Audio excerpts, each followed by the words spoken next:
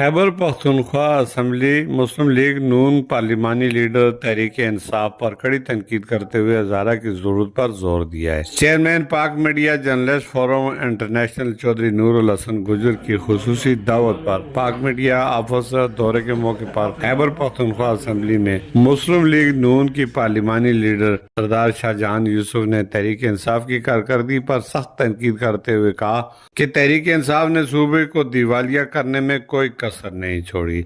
उन्होंने कहा कि सेहत और तालीम समेत आम शोबे बदतरीन हालत में हैं और सूबे में कोई मौसर पॉलिसी या निज़ाम वाक़ई मौजूद नहीं। ये बात उन्होंने अपने दौरा सऊदी अरब के दौरान जद्दा में मुस्लिम लीग नून सऊदी अरब के चेयरमैन चौधरी अकरम गुजर के हमरा प्रेस कॉन्फ्रेंस के दौरान कही। सरदार शाहजहां यूसुफ ने कहा कि ओवरसीज पाकिस्तानी मुल्क से बेपनाह मोहब्बत करते हैं और सियासी तासुब से बालातर होकर हमेशा मुल्क की खिदमत में पेश रहते हैं और किसी भी सियासी बकावे में नहीं आते। पार्लिमानी लीडर ने हजारा की तरक्की को वक्त की आम जरूरत करार देते हुए कहा कि हजारा के वसाइल मकामी अवाम को नहीं मिल रहे, जिसके बायस सूबा हजारा का क़याम वक्त की आम जरूरत बन चुका है।